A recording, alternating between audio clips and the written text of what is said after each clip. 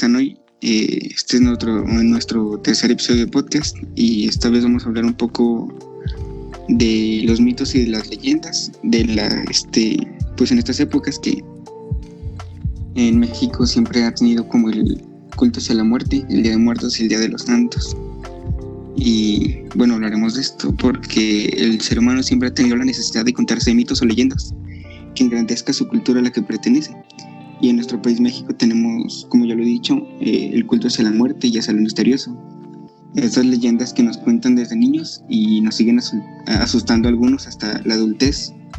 Hoy trataremos de hablar de sus orígenes y el porqué de estas cosas. Hoy, como siempre, nos acompaña Abraham. Hola, ¿qué tal? Y bueno, ¿tú qué crees que hayan sido los orígenes o de dónde viene todo esto de La Llorona y todos estos mitos? O sea, sus orígenes, ¿cuáles son? Por lo menos aquí en México y en Latinoamérica, porque pues es muy extenso, ¿no? Sí, justamente, bueno, creo que es más necesario mencionar previamente a lo que ha sucedido en la actual Latinoamérica, pues desde los inicios de las tribus se ha manifestado antropológicamente que ha visto hallazgos de ciertos lugares donde hacían semejantes rituales, ya sea para obtener algún favor cuya impotencia no podían lograrlo por medios físicos o para justificar su sentido. Esto podría ser, por ejemplo, en el caso de las civilizaciones como Grecia, donde las personas procuraban justificar todas las cosas, las realidades, pero no haciendo uso de la razón, y esto es lo que se le llama el mito, al intento de justificar o hacer toda una historia discursiva acerca de las causas y efectos de cierta realidad, alegando a otra realidad la cual no puede ser justificada y que actualmente podrá tacharse de anticientífica o de antirracional. Entonces se puede decir que los inicios, al intentar justificar los fenómenos naturales a través de ciertas deidades, era uno de los primeros inicios de los mitos. Ver que la causa de la lluvia o de los relámpagos, de las olas, de la noche y del día, creo que como humano se tiene ese deseo innato de buscar las causas en función de poder tener control sobre ellas y así poder tener una mejor satisfacción y seguridad de sobrevivir en el entorno a veces hostil. Sin embargo, ante su incapacidad lo justificaban entre deidades desconocidas, imperceptibles, con las que decía que eran los causantes de cierta lluvia o de cierto terremoto o de otros semejantes fenómenos. Así que, en resumen, podría decir que los mitos surgieron por ese deseo a consecuencia de nuestra conciencia humana de querer buscar ciertas causas a algunos fenómenos. Pues supongo que como humanos tenemos ese deseo de buscar las causas y algunos lo procuraron hacer de manera justificada. Y en esta ocasión vamos a hablar sobre la educación lo buscaban de manera y nos va a explicar un poco mejor nuestro gran podcaster. Esa sería mi hipótesis acerca de ello. Sí, yo también creo que sí concuerdo contigo porque los mitos no siempre han sido como el misticismo de fantasmas o de leyendas, esto de eventos paranormales, sino también sí concuerdo contigo en eso de que nacieron como una necesidad de como un carácter de que tenga que tener pues narración y la literatura para explicarse fenómenos, pues sí, como tú decías, desde la lluvia o hasta fenómenos como los volcanes o todo eso, dejando a un lado la parte racional y la parte lógica, nacían los mitos de dioses. Y también creo que ahí viene, pero eso también podría ser para otro podcast. También de aquí viene mucho de la religión, o al menos parte de los griegos que daban las atribuciones de esta leyenda muy famosa de que daban las atribuciones, no me acuerdo del nombre del dios, de la diosa, que en las partes de la primavera y el invierno y en la parte del verano daban la atribución a un dios. ¿Tú te acuerdas cuál era? No, no recuerdo cuál es el preciso. Yo tengo entendido que lo daban a múltiples dioses al mismo tiempo. Es que había una leyenda que decía acerca que creo que Ares se había robado una hija de Zeus. Entonces cuando la quieren recuperar, como castigo, hacen que, ya ves que bueno, en el año están las estaciones y normalmente pues una parte es muy fría y no se dan las cosechas y la otra parte es la primavera y el verano donde las cosechas abunden. Y entonces como castigo, antes habían todas las cosechas en todas las épocas del año y como te digo, el castigo que daba Ares era que en una mitad del año ya no iba a haber cosechas y pues era dejando de lado la parte racional. Pero esto también podría ser para, como te digo, también para otro podcast de cómo se explicaban los fenómenos a partir de los dioses, que también es un poco de la mitología. Pues esto corresponde a la teogonía griega, que son las más completas, por lo menos en la actualidad. Posteriormente en el oriente hay otras que nos quedan atrás, como el territorio indio, pero sí podría mencionarse a futuro acerca de la teogonía de Grecia.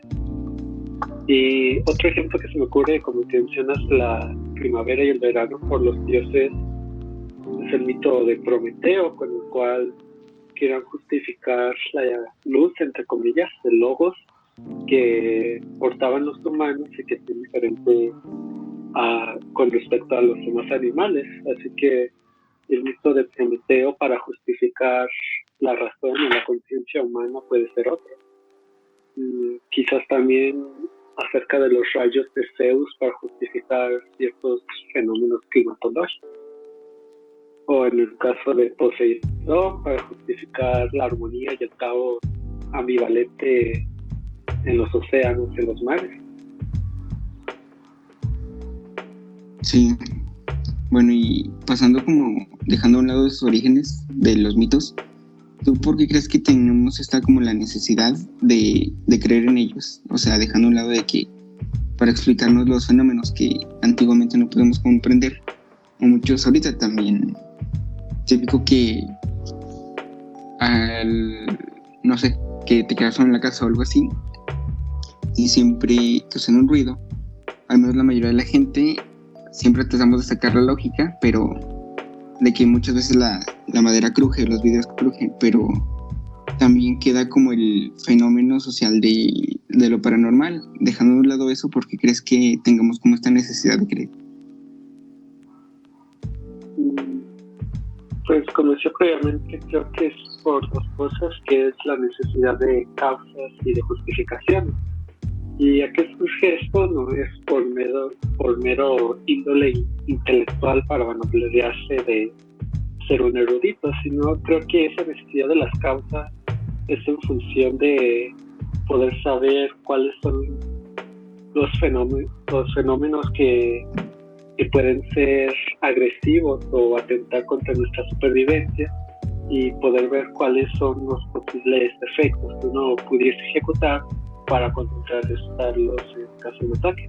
Por ejemplo, lo que mencionas de cuando uno se puede encontrar solo y que escucha un mínimo ruido, supongo que eso es porque es un reconocimiento que al estar aislado, entre comillas, por lo menos en ese momento, de otras personas que pudiesen socorrerlo, uno siente esa necesidad de activar todos los sentidos posibles para poder percibir cualquier detalle anormal y poder atacar o ir en caso de ser necesario. Entonces, si escuchas las maderas crujir o el que algo se caiga, ciertamente uno va a buscar una causa para saber a qué es lo que uno se está enfrentando, y uno puede ver racionalmente de que algo se puede resbalar o cualquier cosa, porque aunque no sea de manera metodológica precisa, todos procuramos mantener vamos a formular hipótesis acerca de las cosas más inmediatas. Entonces, aunque sepamos aquello de la madera que cruje, pues ese instinto de percibir el sonido, de percibir una anomalía o algo anormal de lo común, provocará que tengamos ese estado de alerta y procuramos alejarnos de esa fuente de sonido, de vista que nos puede incomodar. Y de esa manera también es una forma de justificación. La justificación de poder analizar cuáles son los aspectos o fenómenos que surgen a nuestro alrededor que puedan ser peligrosos o poder atentar repentinamente con nuestra integridad. Así que considero que de esa manera uno procura abastecerse de esas causas para sentir una mayor tranquilidad momentánea, por ejemplo. Porque ciertamente cuando desconocemos cuál es la causa de cierto fenómeno, no lo podemos controlar, y esa falta de control de poder aminorar o manipular aquel fenómeno en caso de que resulte ser algo más agresivo, nos produce una cierta ansiedad a consecuencia de la incertidumbre de lo que podemos esperar. Es por eso que todas aquellas condiciones suprasensibles, de las cuales no podemos entender según las creencias por ahora validadas por la humanidad como verdaderas, nos produce esa ansiedad o incertidumbre. Por ejemplo, te puedes imaginar que si alguien te pudiese decir que existe la posibilidad de que haya un hombre invisible atrás de ti, por más de que no encuentres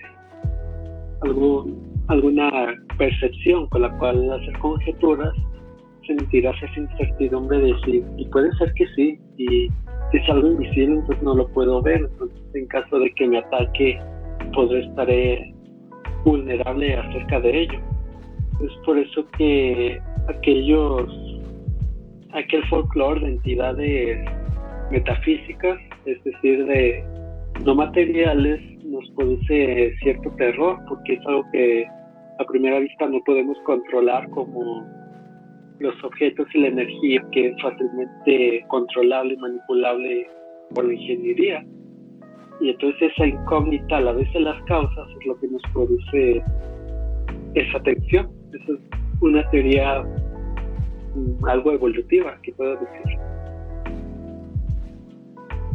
Sí, tienes razón. Y yo creo que también tiene que ver mucho con la cultura, porque, no sé, digamos, si tú jamás te creaste en un ámbito social el cual no tenía como estas leyendas o estos mitos de lo paranormal, si escuchas algún fenómeno en tu casa que no tiene, que tus sentidos captan y no tiene como una explicación lógica inmediata, tú luego vas a pensar en lo paranormal, ¿no? Pero porque nosotros nos criamos en este ámbito. Pero ¿no crees que como decía, tiene que ver con la cultura? Porque si una persona no se cría en este ámbito, si escucha algo así, probablemente no piensa en eso. Como tú dijiste, si no tienen esa idea implantada, pues no van a pensar en esto. ¿O tú qué crees? Sí, ciertamente, ahorita se me viene a la mente ya lo que habíamos mencionado, por ejemplo, de los terremotos, de las tormentas eléctricas. Uno en una determinada cultura acepta de que ninguno de sus compañeros de la especie humana puede hacer cierta cosa. Entonces buscará cierta justificación, la cual es un Dios, pero aquí no solo se queda con la causa. Lo que quiere hacer es que esa persona quiere mantener una relación, entre comillas, de amistad con determinado Dios para complacerlo, y que de esa manera no vuelva a atacarlo cuando le sea inoportuno, o por ejemplo que no le lance un rayo, o que el terremoto no destruya su casa, lo cual lo deje vulnerable. En ese sentido, por ejemplo, se inventa o imagina entidad con la finalidad de mantener como relaciones diplomáticas y llegar a un acuerdo con el que esa entidad, la cual considera más poderosa, se apiade o se compadezca de su vulnerabilidad como humano. De cierta manera, esa es una manera con la cual uno puede sobrevivir durante la especie, bueno, en el reino animal, que es la sumisión o el demostrar que uno es incapaz de poder atacar al otro, de manera que el otro ni siquiera se preocupe de esforzarse o de tomarse la molestia de atacarlo, que es lo que procuraban en las tribus de los inicios. Posteriormente, ya pues en la actualidad, pues lo que mencionas en las culturas que siempre hacen alusión a eso, supongo que es por esa influencia religiosa en la cual pues se toma por entendido diversas entidades, como pueden ser los demonios o los tronos de ángeles y pues el mismo ser supremo que estudia la teología. Entonces es mucho más sencillo justificar eso a razón de que no requiere de un esfuerzo intelectual y tampoco del desarrollo de una lógica que pueda desconocer. Otro ejemplo que se me ocurre, que igual no puede ser tanto suprasensible, es cuando nosotros tendemos a ver rostros por todos lados, aunque ciertamente no haya. Podemos ver durante el humo de alguna fogata o alguna forma que se encuentra en la arena o como con la piedra o un montón de ropa, podemos ver rostros.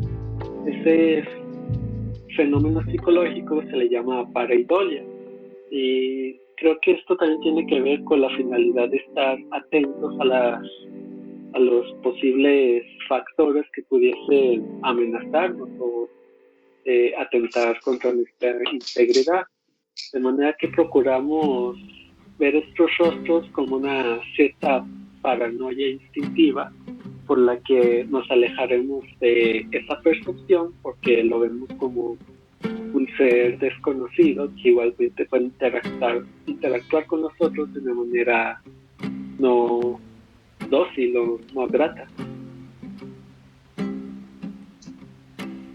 De lo que estaba hablando ahorita, me viene mucho a la mente que mi papá me platicaba que él se iba a las caminatas de San Juan de los Lagos cuando estaba San Juan de joven. Y haz de cuenta que decían que como en el cerro, a lo lejos, a veces se veían que como luces, y ellos decían que eran brujas.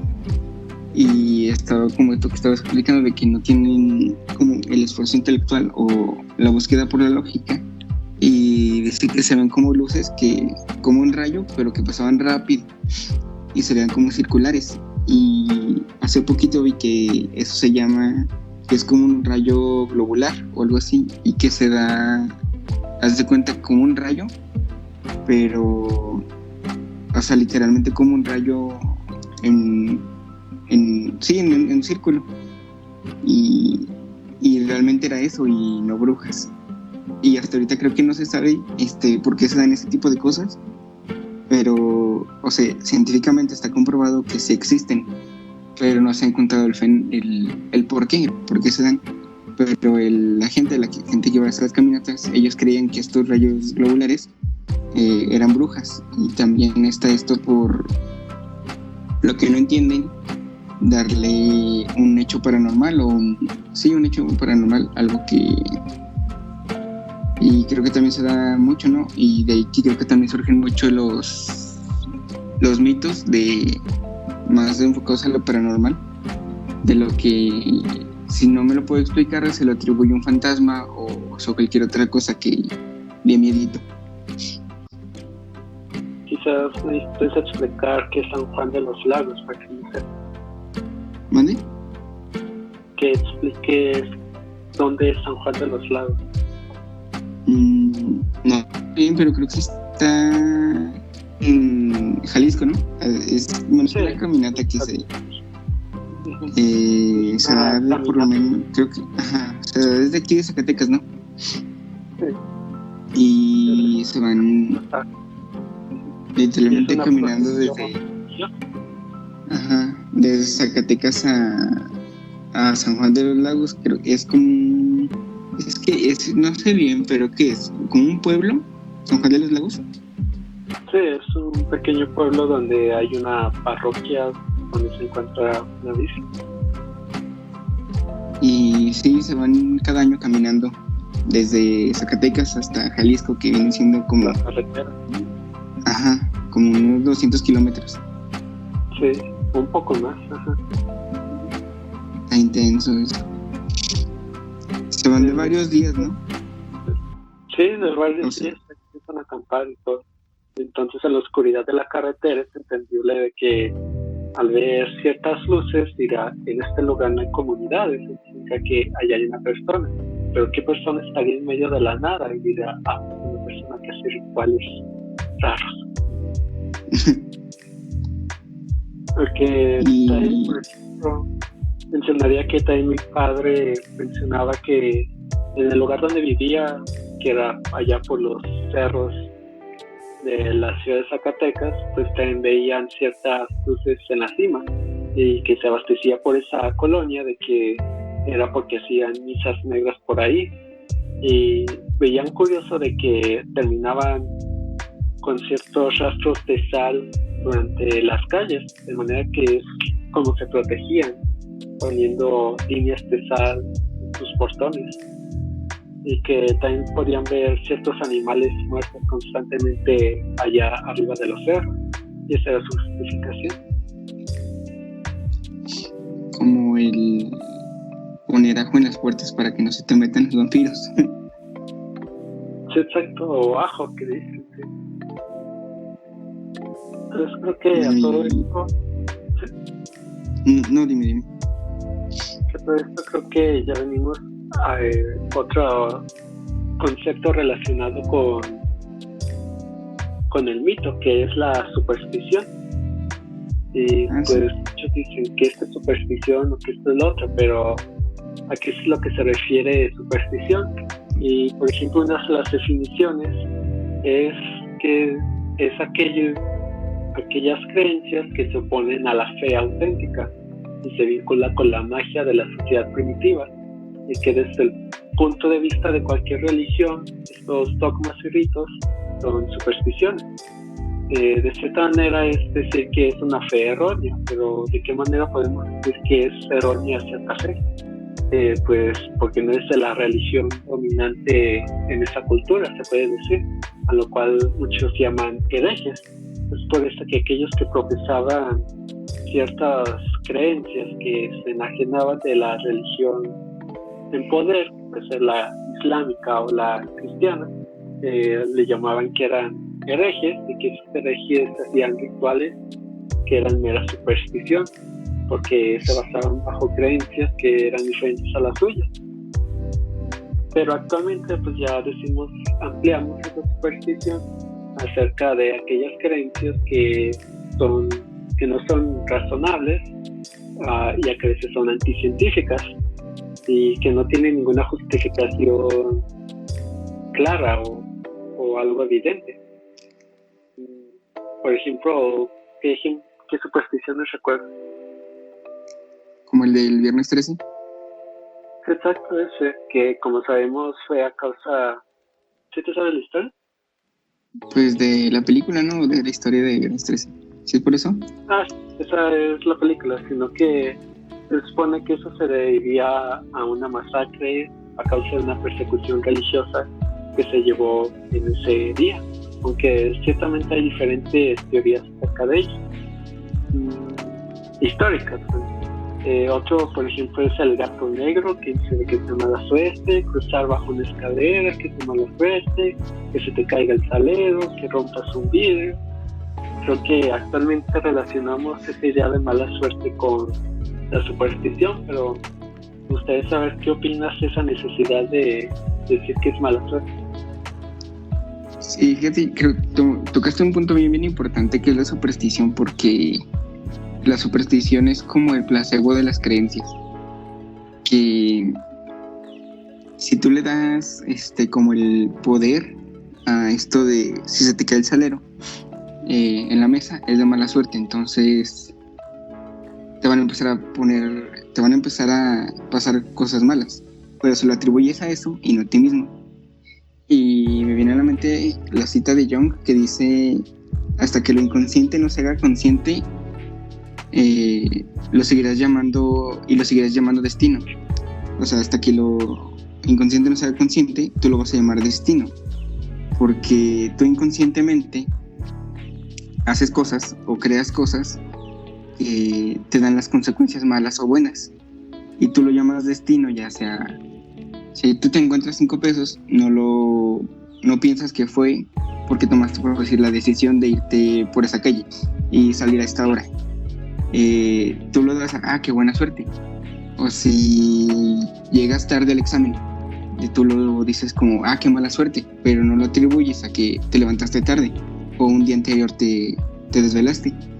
Y sí es cierto esto que te digo, que es muy importante lo de la superstición, porque si tú, no sé, acabas de ver una película de terror de un asesino que se mete a las casas, y si tú pues lo tomas como una película y ya, pues no te va a pasar nada. Pero si tú estás con el constante miedo de que se te vayan a meter a la casa, no digo que vaya a pasar, obviamente, pero tú le vas dando el poder a ese miedo que te infunde una película. De tanta superstición que le das, te creas ese miedo, ¿no crees? Sí. Sí, exactamente lo que mencionas, el destino, es de lo que ya mencionabas previamente, de ese desconocimiento de la causa de cierta situación o cierto fenómeno. Pues, al desconocer cuál es la causa, esa cadena de causas, de sucesos, llamamos destino, porque desconocemos toda esa secuencia que llevó a cierta situación o a cierto fenómeno.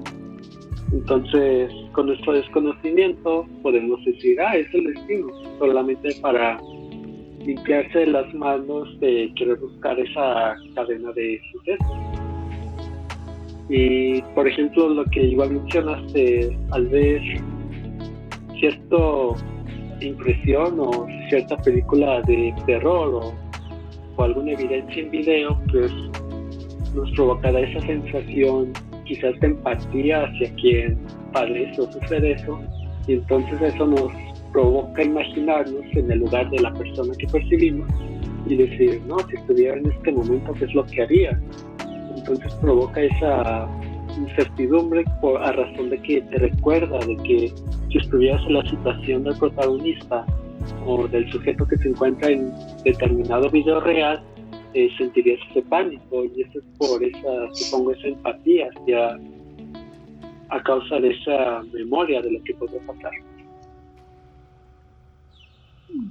Sí, y también un punto que quiero tocar es que, como esto que tú dices de la película, me acuerdo del fenómeno de, bueno, no es un fenómeno, sino la creencia de esto de la gente sombra, que supuestamente, ¿has visto ese tipo de, no sé qué es, leyenda, mito, que hay sombras que, como en forma de humanos, y que de repente aparecen? Y creo que es a lo que más podemos atribuir la superstición. Bueno, no es a lo que más podemos atribuir, pero un ejemplo claro, que si tú tienes el miedo de esto, puede llegar un punto en el que tú crees que ves eso, y cuando realmente no. Y también eso también viene de los mitos de, es que vi un fantasma o algo así, pero en realidad fue pura superstición. De tanto que te presionas, crees que lo ves o crees que lo oyes. Sí.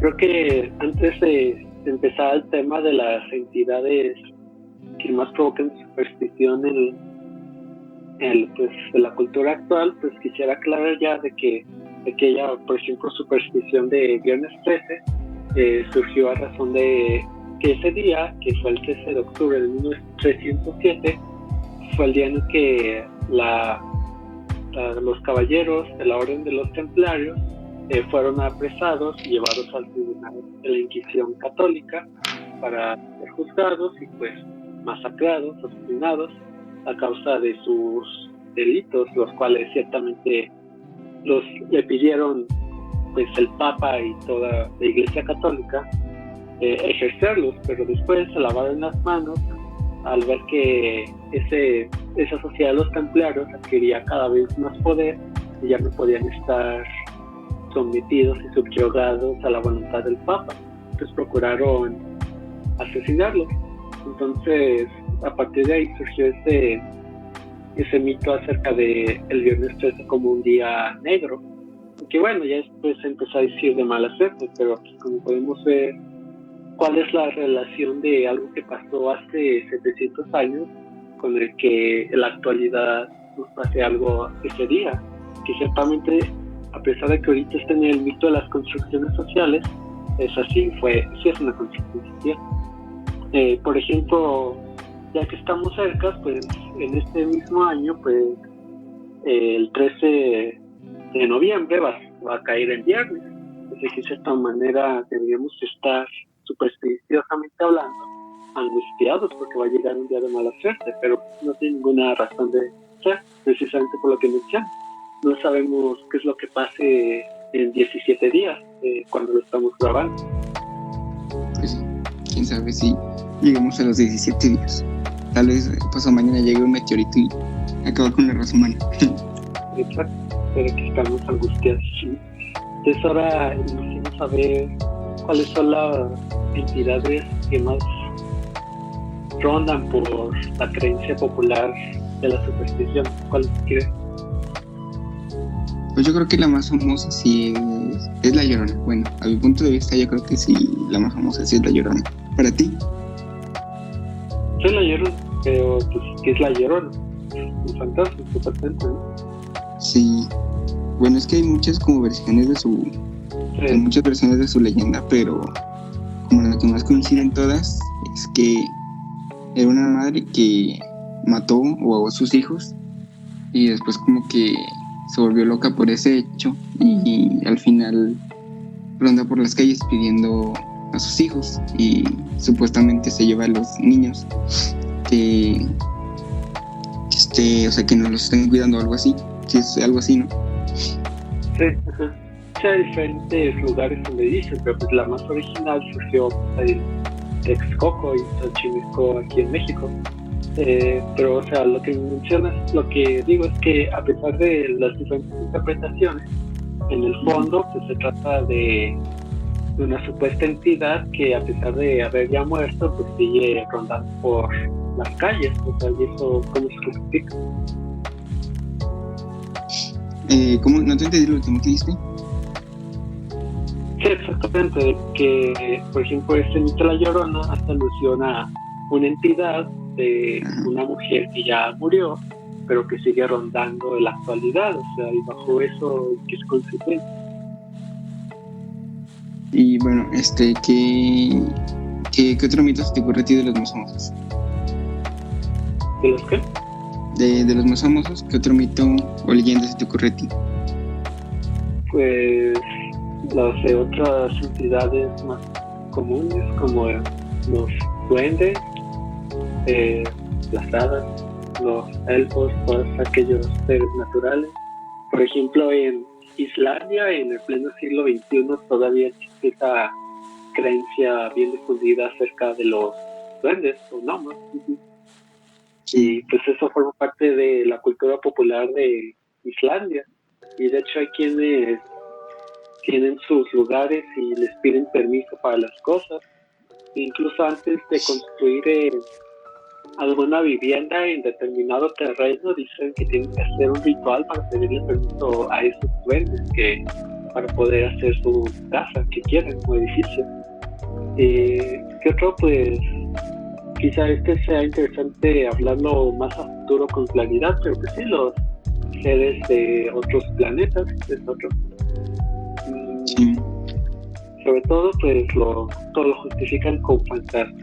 Pero, o sea, creo que la palabra fantasma es muy ambigua. O sea, por ejemplo, ¿tú cómo lo defines? No lo sé, solo sé, la etimología no me la sé. Solo lo podría definir como como un espectro o alguien, como lo decías hace rato, alguien que ya murió pero sigue rondando aquí. ¿Tú cómo la defines? Bueno, etimológicamente, pues fantasma viene en el fondo de aparición. ¿Y de aparición de qué? Pues siempre se dice que era una entidad que sigue rondando. Y el típico que siempre dicen, un alma en pena. Pero digo, pues que es un alma en pena, pues de qué pena, o sea, puede ser una persona convencionalmente denominada buena, pero que anda penando. ¿Y cómo pena? Ronda. Y luego dice o sea, ¿por qué anda de decir o sea? No sé, es que ¿cómo es la creencia de la gente pendeja? Por ejemplo, otro sinónimo que mencionan a fantasmas es espantos, espectros, pues sí, apariciones, o como fenómenos paranormales, como dijiste, de gente sombra, como dijimos, almas perdidas, también dice. Otros eso le dicen que son demonios, o que es el mismo diablo. O incluso algunos que son positivos y creen que lo que percibieron era un ángel que estuvo ahí. Como el niño que vio a su abuelito. Exacto, esa por ejemplo es el alma. Ay, no sé si el niño lo crea que sea perdida o sea en pena, pero pues fíjate que se me hace bien interesante eso de que por lo menos el diablo, hablando, o sea, de la religión cristiana, cómo lo relacionan de la religión hacia lo paranormal, que el diablo se aparece o algo así, o hay muchas leyendas de que el diablo vino a la tierra y tuvo relaciones con una mujer y que es el hijo del diablo, o que tuvo pactos con Satanás. Cómo se saca de contexto, ¿no? De la religión hacia lo paranormal o hacia lo inexplicable. Ajá.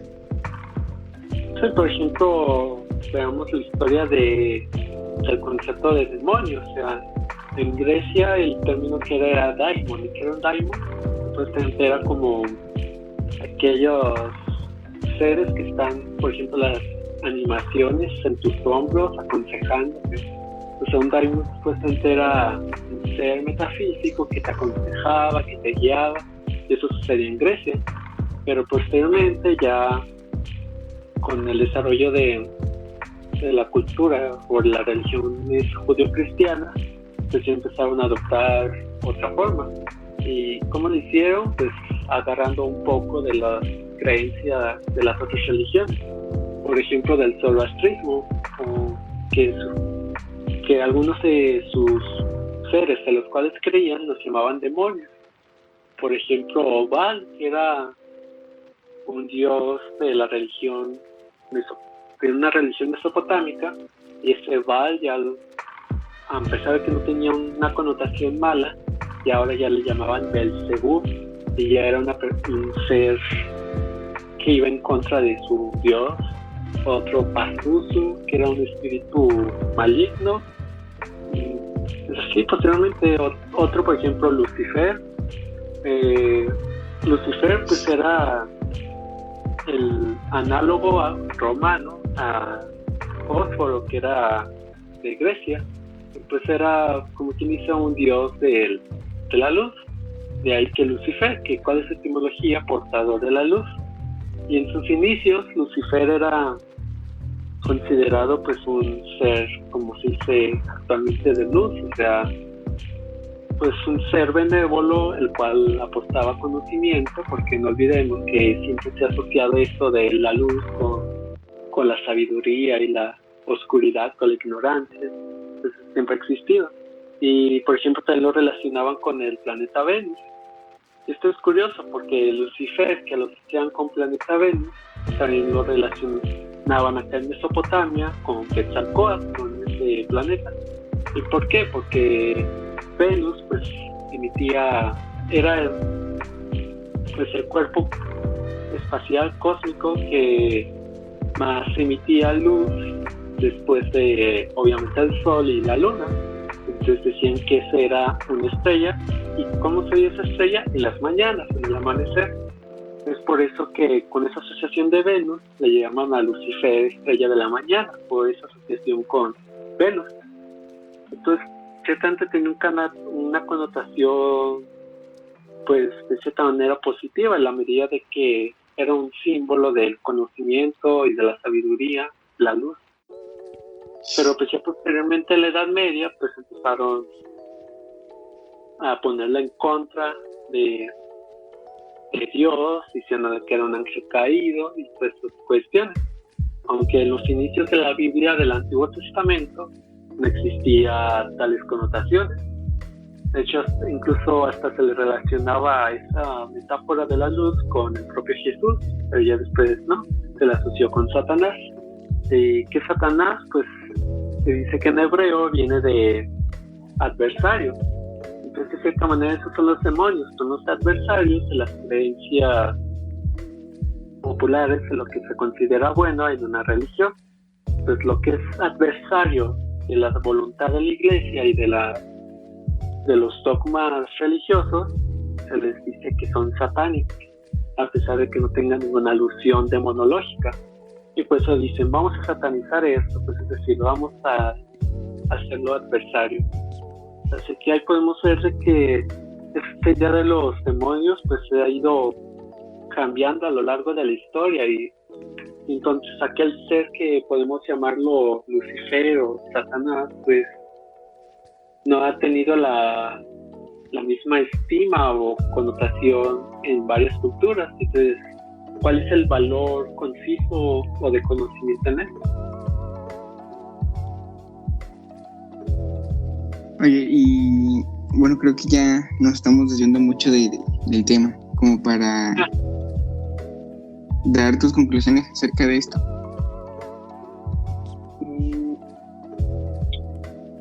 Sí, me desvié un poco el tema, pero quizás podemos hablar de esas entidades posteriormente, cada uno en particular. Pero bien, con el tema de los mitos ya concluimos que ha sido a causa de esa necesidad humana de querer buscar las causas que justifiquen ciertos fenómenos en función de poder discernir si pueden controlarlos o no, y de esta manera justificar sus temores acerca de que pueda arriesgar su vida. Las supersticiones son todas esas creencias que son contrarias a la fe normal de una religión, que no son razonables ni racionales, que son anticientíficas, incluso atentan contra el sentido común. Contrario a lo que es la fe, que a veces la fe se le domina como aquellas hipótesis que pueden ser razonables, pero no tenemos los medios para poder justificarlas, por lo menos en el método científico. Entonces, esa necesidad de buscar las causas, como vimos, va determinada de la cultura, y esa cultura empieza a crear todo un folclore de entidades que cambian con el tiempo, como lo que acabé de mencionar de los demonios, para querer justificar todo, incluso contrariar a aquellos que no crean lo mismo que ellos. Y bueno, una de las entidades más comunes, como dijimos, son los fantasmas, que es bastante ambiguo, como en el caso de la Llorona. Otros pueden ser los duendes o los demonios, como mencionamos, o otros seres de luz que algunos mencionan, o seres de otros planetas que, si bien esto puede ser razonable, las descripciones tan exactas y un poco fantasiosas sí pueden caer en la superstición. Y bien, y posteriormente quizás podamos hablar de la justificación de aquellos entidades como los fantasmas, porque a pesar de ser supersticiones, hay personas filósofos incluso, que se han dedicado a intentar justificar estos fenómenos por medio de la magia y de otras cuestiones. Pero la magia es un tema mucho más largo que no vamos a mencionar aquí. Así que es lo que quiero concluir. Muy bien, muy bien. Yo con lo que quiero concluir también concuerdo con lo tuyo, y que estas leyendas también, o sea, desde el mito hasta la leyenda que conocemos hoy en día como algo paranormal o algo supersticioso, como dije en la introducción, creo que viene también de la parte de querer engrandecer la cultura, no en el sentido de ser como superior o ser arrogante, sino en el sentido de expandir su cultura, de explicarse fenómenos, como ya lo hemos dicho. Y también quiero concluir con la frase de Jung, que hace rato le dije mal, que tonto. Era de: hasta que lo inconsciente no se haga consciente, el subconsciente seguirá dirigiendo tu vida y tú lo llamarás destino. Es relacionado con esto que dijimos de la superstición. Entonces, no le den poder a lo que no existe. Y pues ya, sería todo.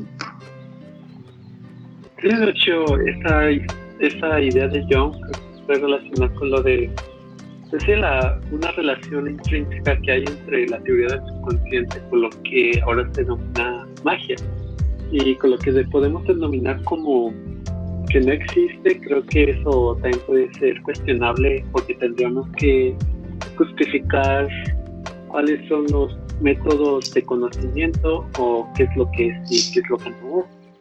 Así que si negamos la posible realidad de alguna entidad metafísica, nos estaríamos reafirmando nosotros mismos como materialistas en sentido ontológico, y creo que eso igualmente puede ser debatible de otras maneras.